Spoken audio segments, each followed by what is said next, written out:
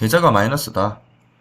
너무 큰데, 마이너스가 너무 큰데, 영상 반복 청취하면서 공부 좀 해야겠어요. 그렇죠. 멘탈을 잡는 방법은 여러 가지가 있습니다. 이렇게, 저 같은 경우는 이제 종목 추천도 하면서 주식을 어떻게 해야 되는지에 대해서 많이 얘기를 하고 있죠. 논점을 그쪽으로 많이 두고 있습니다. 멘탈을 잡는 방법은 여러 가지가 있는데, 일단 이런 부분도 있고요.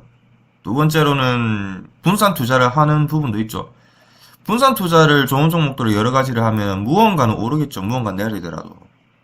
결국에는 내리던 종목도 좋은 종목이면은 나중에는 오른다는 건데, 그렇다면 미리 올라가 있는 종목을 매도해가지고 이렇게 떨어져 있는 종목에다가 들어가가지고 이렇게 반복 루틴으로 요거를 길게 1년, 2년, 3년 잡고 하면 되겠죠.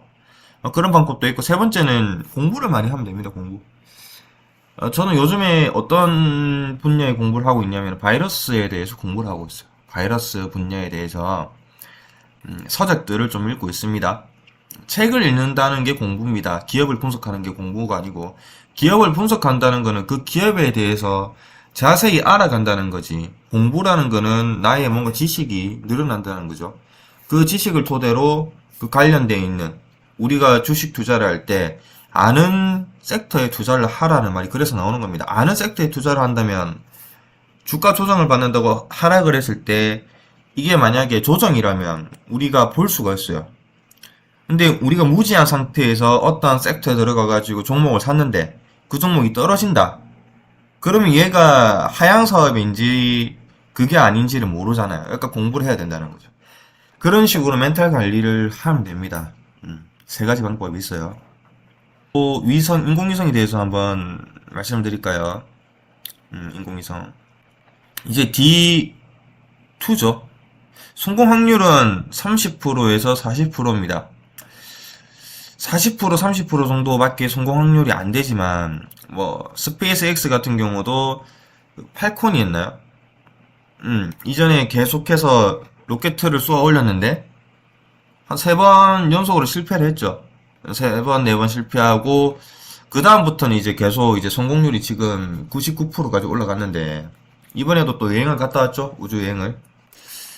근데 우주 비행 그 발사체가 실패를 한다고 해가지고, 이게 뭐 큰일이 아닙니다, 사실. 이제는. 스페이스 X 같은 경우도 워낙 실패를 많이 3번, 4번 하고 난 다음에 올라갔기 때문에, 옛날 같으면은 발사체가 실패를 한다는 게 큰일이었는데 지금은 그렇지 않다는 거예요. 조금만 수정해가지고 다시 하면 되는 거죠. 만약에 혹시나 발사체 실패를 해가지고 주가가 떨어진다면 매수를 더 해야 된다는 거죠. 그 말은. 혹시나 하락을 한다면. 근데 이 40% 정도, 30% 정도밖에 안 되지만 낙관적으로 봐요. 잘 될 거라고 생각합니다. 안 되면 어쩔 수 없는 거죠. 추가 매수하면 되고. 자, 지금의 시장이 하락인지 기술적 반등인지 지수 회복 시그널인지 종인이 궁금하다. 하락장이죠. 어쨌든 하락장인데 기술적인 반등이 나온 거라고 보고 있어요. 자, 하락장인데 기술적인 반등이 나왔던 거고, 이게 뭐 어떻게 갈지는 모르겠어요. 사실 저도 이건 판단이 안 씁니다. 다만 이때까지의 흐름을 본다면 하락장이라고 저는 보고 있어요. 하락장. 이런 식으로 가고 있어요. 왜냐면 너무 많이 단기간에 올랐고요. 그동안 꾸준히 행보를 했고 이런 부분들을 보고 계속 행보를 하니까 현대해상을 사라든지 뭐 금융주를 사라든지 이런 말을 제가 한 겁니다. 더 이상 안 올라가는 게 보이니까. 예. 옆으로 그냥 기잖아요. 이렇게 기잖아요. 한 어젠가요? 어젠가 그제부터 많이 추워지던데, 제가 봤을 때는 연말에는 좀 의류 관련주들이 좀 주가가 좋은 모습을 보일 것 같아요. 한세실업을 저번에 수익을 많이 내고 나왔거든요. 한세실업. 한세실업 수익을 많이 내고 나왔는데, 한세실업도 괜찮은 것 같아요. 이때 들어가가지고 수익이 났죠. 이거 수익 내고 이거 매도하고 나왔는데, 다시 한번 사이클이 오는 것 같고, 어쨌든 위드 코로나 기조가 이제 보이지 않습니까? 위드 코로나로 가기 때문에 지금 장에서는 위드 코로나 이제 수혜주가 이제 리오프닝 할 만한 종목들이 뭐가 있냐면, 제가 봤을 때는 이제 호텔 신라 같은 이런 면세 사업을 한다든지, 강원랜드도 다시 사야 된댔죠. 강원랜드라든지, 지금은 사긴 좀 늦었다. 강원랜드는 저점에서 다시 조정을 받고, 다시 턴어라운드 할 때, 그때 말씀드린 겁니다. 그래서, 강원랜드라든지, 롯데관광개발이라든지, 이런, 호텔 신라는 지금 살 수 있어요. 그리고, 의류 관련주들이, 또, 겨울이 또 피크 아닙니까? 이때까지 멈춰있던 그 소비 심리가 다시 또 살아나고, 왜냐면 의류 쪽이 폭발적으로 매출이 좀 올라올 것 같다 해서, 한세실업이라든지, 한섬이라든지, LF 이런 애들이 좀 괜찮을 것 같다. 말이니까, 이런 악재장에서 좀, 이런 심리가 모일 만한 게 금융주, KB금융 추천드렸고, 그래서, KB금융은 한동안은 가져가도 된다고 보고 있고, 지금 안 오르는 이유는 눈치를 보는 것 같아요. 금융주 이제 얼마 전에도 또 어제 보니까 가상금리가 또 올랐던데 그동안 이제 계속 금리가 올라가고 있죠. 그래서 KB금융 이런 애들은 계속 가져가면 되고 한동안 실적 오픈을 하기 전까지는 안 갈 것 같습니다. 근데 오픈하고 나면 이제 까보고 주가를 올리겠다 이런 말인 것 같아요. 깔아 일단 패를 까봐라 어떻게 됐는지 실적을 보자. 그러면 이제 11월, 12월 달에 주가 좀 오를 것 같다. 예. 그래서 배당 관련주로 이제 KB금융이나 금리 관련주도 그리고 신한지주가 또 고배당주거든요. 근데 이제 너무 저평가되어 있는 게 아닌가 접어주죠. 그래서 연말에는 이제 이런 애들이 좀 몰릴 가능성이 있다는 거죠. 신한지주라든지 아니면 이제 하나 본주죠. 이런 애들이 다시 한번 지금 조정을 받고 있는데 이런 식으로 갈 확률이 높다는 거. 자, 솔루스 첨단 결국 가죠. 솔루스 첨단 누군가는 산다는 거예요. 누군가는 제 영상을 보고 매수를 하고 수익을 낸다는 거. 자, 오늘도 6% 올랐죠. 어마어마한 수익률을 가져갑니다. 4분기가 정말 기대가 되는 종목이라고 했는데 이렇게 가버리죠. 9월 12일날 12일날 이때부터 말씀드린 것 같은데 많이 올랐죠. 엄청난 수익률을 주고 있습니다.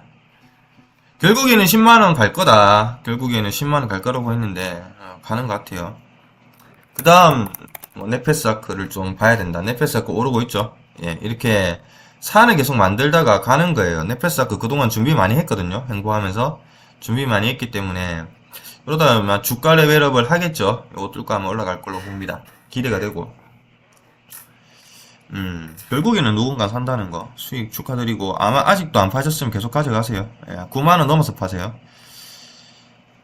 주식을 하다 보니 가치관도 자주 바뀌게 되는 것 같고 생각들도 많아지게 됩니다. 모멘텀을 예상해서 가야 할지 아니면 가치 투자로 가야 할지.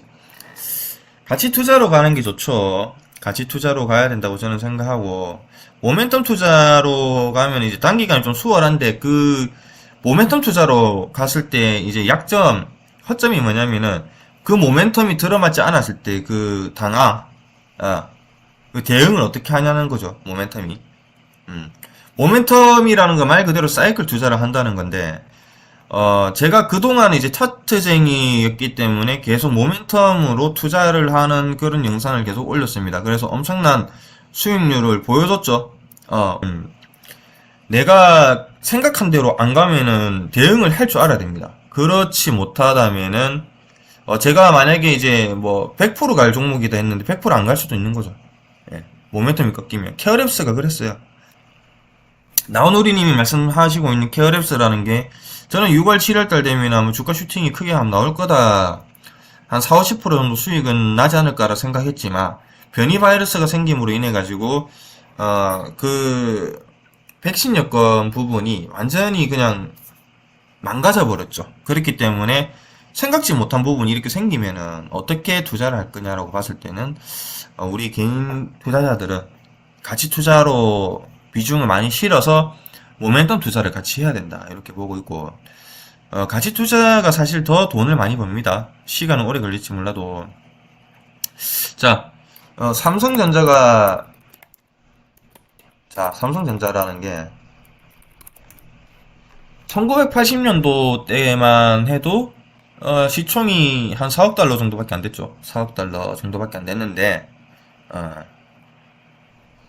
그러니까 시총이 지금 뭐 한 4천억 이렇게 하는 거예요. 4천억, 5천억. 요거밖에 안 됐단 말이에요. 삼성전자가. 1980년대 이때만 해도 이때 음마 아파트 하나가 이제 5천만 원 했죠. 5천만 원. 음마 아파트가 1988 보면은 그 나오잖아요. 태기가 이제 바둑을 해가지고 우승금이 5천만 원이 나왔는데 음마 아파트가 5천만 원이라고 하죠. 근데 음마 아파트가 지금 10억까지 올랐잖아요. 그러면은 음마 아파트는 20배가 오른 거예요. 20배. 맞죠? 근데 삼성전자는 몇 배 올랐습니까? 1000배가 올랐죠. 1000배. 1000배. 시총이 4억 달러 하던 게 4천억 달러가 됐어요. 4천억 달러. 그러니까 400억, 500억 하잖아요. 1000배가 올랐단 말이에요, 지금. 아마 이제 조정을 받고 다시 오르겠죠. 긴 사이클로 보면 이런 식으로 가니까. 이 눌림목 주면은 들게 봤을 때 빨간불 들어오면 이제 날아가는 겁니다, 다시. 그러면 이제 우리가 모멘텀 투자를 해서 장기적으로 봤을 때, 나우누리님이는 전화 한 30년 지나서 봤을 때 돈을 많이 벌었을까요? 아니면 같이 투자를 해가지고 돈을 많이 벌었을까요? 그래서 제가 이제 모멘텀 투자 웬만하면 자제를 하는 겁니다, 이제. 그동안 뭐 보여줄 거 보여줬고, 진짜 돈을 한번 벌어보자. 진짜 돈을 벌려면 욕심을 버려야 된다는 거. 그럼 같이 투자를 해야 된다는 거죠. 예. 그래서 같이 투자를 해야 된다. 결국 정답은 같이 투자다. 개인 투자자가 뭘 모멘텀 투자를 해가지고 분석을 하고 하려고 하니까 머리 아프게 편안하게 투자를 하자는 거죠. 성장주에다가. 예. 성장주로 하면은 뭐 이런 이제 뭐 플랫폼 기업들 대응이 빠르죠. 플랫폼 기업들. 뭐 IT도 있고, 뭐 이런 이제 바이오도 있죠. 바이오 플랫폼 기업들. 바이오 기업 하면 뭐 제넥신 있고, 뭐 올릭스라는 기업도 있죠. 올릭스라는 기업도 아마 주가가 한 10만원, 20만원 갈 걸로 봅니다. 지금 한 3만원대 있는데. 지금은 뭐 mRNA 이제 그 메신저 리버 핵산 쪽에 우리가 코로나로 인해 가지고 비중이 많이 가 있지만 이 올릭스라는 업체도 파이프라인이 굉장하거든요. 그래서 이제 간섭 RNA 쪽에서는 이제 최강자다. 최근에 이제 바이오니아를 추천을 한번 드렸었는데 비슷한 바이오니아랑 비슷한 이제 아주 비슷한 성향을 갖고 있는 종목 중에 하나가 이제 올릭스입니다. 근데 바이오니아가 먼저 간 거다라고 저는 보고 있고요. 그 다음에 이제 올릭스가 좀 가지 않을까라고 보는데 여기서 추천드렸죠. 여기서 그래갖고 한 7, 80% 수익 내고 나왔는데 500% 넘게 가버렸어요. 예. 끝까지 가져갔으면 이제 썸네일에다가 한 600% 수익 뭐 이래가지고 바이오니아 했겠죠. 근데 못 봤다는 거죠. 왜냐 모멘텀 투자를 하니까 같이 투자를 안 하고 같이 투자했으면 이거 뭐 요런 데서 들어가가지고 요런 데서 장기적으로 들어가가지고 계속 가져가면서 아니면 요런 데서 들어가가지고 안 팔았겠죠. 안 팔고 이제 여기까지 가져갔다면 그렇다면은 이게 이제 바닥에서 자 만원에서 10만원까지 거의 이제 1000%의 수익률을 2년 만에 가져갈 수도 있었다. 2년 만에 5천원에서부터 장기 투자를 했으면 바이오니아라는 종목에 대해서 그렇다면은 20배 수익률을 가져갈 수가 있었다는 거죠. 결국에는 모멘텀 투자도 좋지만 같이 투자로 했을 때 진짜 부자가 된다는 거. 자, 지금은 적자가 나고 있고 파워로직스가 적자가 나고 있지만 이 폐배터리 시장이 지금 계속 성장을 하고 있거든요. 내년 되면 또 한 20배 정도 더 지금보다 성장을 할 거다. 왜냐면 본격적으로 폐배터리가 나오기 시작하는 게 내년부터이기 때문에 급격하게 성장을 하겠죠. 그렇다면 얘네들은 이제 본격적으로 캐파가 늘어난다. 그렇다면 지금은 그 적자가 나고 있다고 해가지고 파워로직스를 안 좋게 봐야 되느냐? 미래 가치를 봤을 때는 지금은 여유가 될 때마다 꾸준히 매수를 해 나가면은 요런 산을 하나 먹을 수가 있다는 거예요. 요런 산을 하나 크게 그런 거 하니까는 미래에 대한 가치가 높다 이렇게 보면 될 것 같고 우주 산업을 또 말씀을 드리자면은 제노코를 제가 아무것도 아니라고 보는 이유가 뭐냐면은 시총이 1300억, 1400밖에 안 되잖아요. 예. 옛날에 전기차 관련주들이 대주전자재료 이런 애들이 처음부터 시총이 1조가 넘었을까요? 최근에 시총 1조가 넘었죠. 예, 대주전자재료. 에코프로나 대주전자재료 이런 애들이 처음부터 그랬던 것도 아니죠. 그 뭐 만도라든지 효성 첨단 소재라든지 이 다 처음에 시총이 낮았단 말이에요. 낮게 시작을 했죠. 근데 지금 와가지고 보면은 우리 사회에 필요하니까는 시총이 그렇게 올라간 거예요. 우리 일상생활에 필요한 거고 혁신 기술을 가지고 있고 하니까. 그렇다면 우주항공 기술이 우리 기술에 필요하냐, 우리 저기 생활에 필요하냐? 당연히 필요하죠. 미래로 나가기 위해서는. 저고도 위성을 왜 하냐? 저고도 위성. 저고도 위성을 하는 이유는, 어, 뭐, 일단 가장 큰 거는 이제 인터넷의 속도가 더 빨라진다는 거. 인터넷의 속도.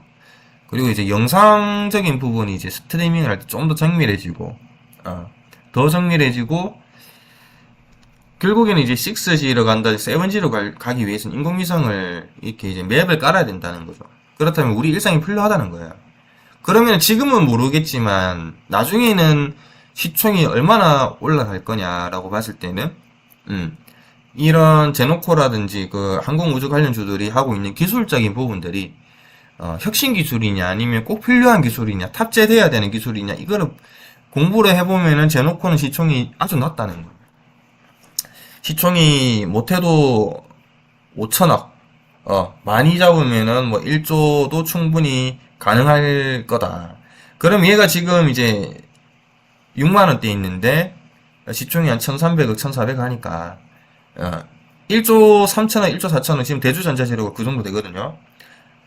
그 정도 충분히 갈 수 있고, 그렇다면은, 제노코도 60만원, 뭐, 액분에, 무중에 뭐, 유증까지 다 하고 하면은 뭐 그래봤자 시총이 다시 뭐 10만원, 20만원 밖에 안 되겠죠. 하지만 안 팔고 버틴다면은 그 결국에 나중에 10만원 가더라도 이 안에 뭐 이제 주식수가 늘어나게 되니까 시총이 늘어나게 되니까 많은 수익을 가져갈 수가 있다는 겁니다. 그러니까 초기에 있다. 그 우주항공 관련주들이 보면 시총들이 다 작아요. 그런 것만 봐도 10배, 20배 가는 건 일도 아니라는 거죠, 지금은. 인공위성이 이제 비행 원리는 참 간단합니다. 예를 들면 이제 줄이 있어요. 줄에다가 이제 돌을 매단 다음에 이 사람이 이제 그 지불놀이 하듯이 팽팽 돌립니다. 팽팽 돌릴 때, 이 가속도가 어느 정도 붙어야 이게 팽팽 돌죠? 이런 식으로. 이렇게 돌게 되는데, 이렇게 되는 원리가 뭐냐면 이제 탈출을 하려고 하는 힘과 잡아당기는 힘이 같기 때문에 이런 원을 형성을 하는 거죠. 그래서 인공위성도 마찬가지입니다. 이 인공위성도 지구 주위를 이제 회전시키기 위해서는 이 지구 중력을 극복할 수 있는 충분한 속도가 필요해요. 공기 저항을 무시하면서 지표면에서 인공위성의 그 초기 회전을 위해서 필요한 속도라는 게 필요합니다. 그 초기 탈출 속도라는 건데 그게 이제 제1차 우주 비행 속도를 보면은 7.9km/s예요. 예. 대량 총알이 이제 우리가 총을 딱 쏴면은 요게 한 그 초당 1km 정도 날아갑니다. 그러니까 요거에 한 7배, 8배 정도 되는 속도로 초기에 이제 날아가야 된다는 거예요. 그래서 발사체도 충분히 중요하다는 거고. 그래서 이 발사체를 하고 있는 게 그 하나 시스템과 세트레가이가 이거를 하고 있다는 거, 발사체를. 그리고 뭐 캔코아도 같이 하고 있는데 제가 봤을 때는 이제 파나 시스템 아니면 이제 세트레가이가 중요한 것 같아요. 아무튼 이제 이런 속도가 필요합니다. 그 1차 우주 속도 이제 우주 비행 속도라고 하는데 요거를 7.9km/s를 넘어서지 못하면은 이런 현상이 생기는 거죠. 우리가 이제 지불놀이 하듯이 공을 저기 줄을 달아가지고 돌을 이렇게 돌릴 때 우리가 갑자기 이 돌리는 행위를 힘을 갑자기 풀어버리면 돌다가 갑자기 얘도 안 돌겠죠. 우리가 힘을 풀어버리면 그래서 이 초기 속도를 7.9km/s를 넘어서지 못한다면 다시 줄어들듯이 우주로 올라가는 그 속도도 마찬가지라는 거예요. 그래서 두 가지가 있습니다. 우리가 이제 지구에서 인공위성을 만들기 위해서는 이런 7.9km 이제 per s가 필요한 거고요.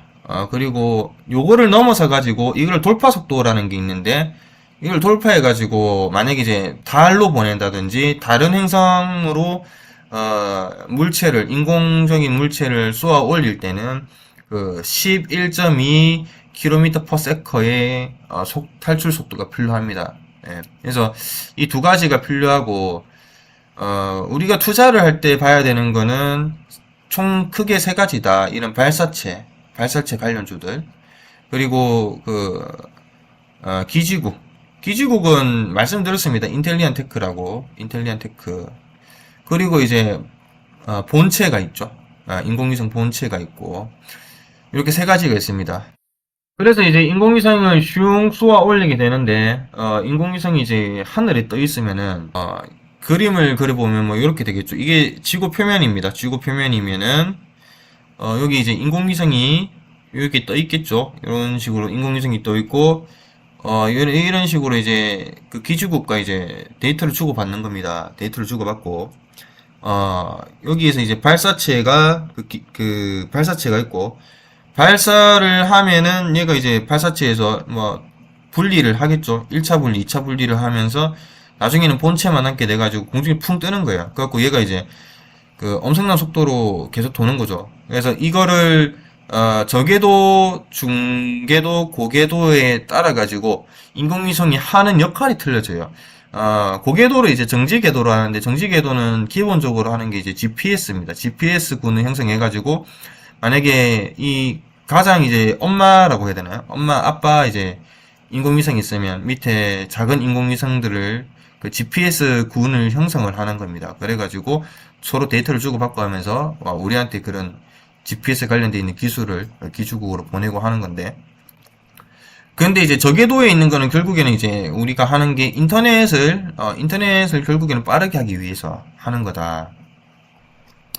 그러면 이제 여러 가지 탑재되어 있는 그 성질에 따라서 하는 일도 틀려지는데, 공통적으로 볼 수 있는 거는 이런 제노코가 하고 있는 이제 X밴드 영상 데이터를 그 하향 링크로 보내는 거죠. 그러니까 우주 기술 이 송수신하는 거는 상향 링크, 하향 링크 두 가지라고 이제 얘기를 할 수가 있는데, 이런 기지국에 보면은 그 인텔리안테크에서 이렇게 만드는 그런 안테나들이 이렇게 있겠죠. 안테나들이 있는데 이 안테나들과 함께 그런 하향 링크, 그러니까 X밴드 영상 데이터를 하향 송신한다는 겁니다. 송신하고 그리고 이제 S밴드 상향 링크로 건강 상태라든지 뭐 과학 데이터 같은 거를 다시 주고받고 하는 거예요. 요런 이제 좀 복잡한 부분이 어떤 발사체이든지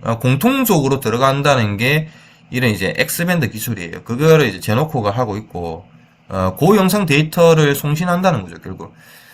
그게 이제 좀 중요하기 때문에 제노코를 추천을 드린 거고. 그리고 두 번째는 또 중요한 부분이 뭐냐면은 어떤 역할을 하든지 가장 중요한 거는 이제 이 인공위성이 고장이 나면 안 된다는 거거든요. 그럼 고장이 안 나려면은 결국에는 이제 열 제어 센서라는 게 아주 중요해집니다. 열 제어를 통해 가지고 이 인공위성이 고장이 안 나게 되는 건데, 요걸 또 하는 게 이제 세트랙 아이예요. 세트랙 아이고. 그리고 이제 그러면 이제 좀 깊게는 안 들어가고 오늘 요 정도만 하고 발사체가 있고 그 본체가 있고 기지국이 있으면 이 세 개를 다 같이 하는 게 뭐냐면 세트랙 아이입니다. 세트랙 아이. 세트랙 아이고 그 기지국은 캐파를 늘려나가고 있는 게 인텔리안 테크고요. 인텔리안 테크.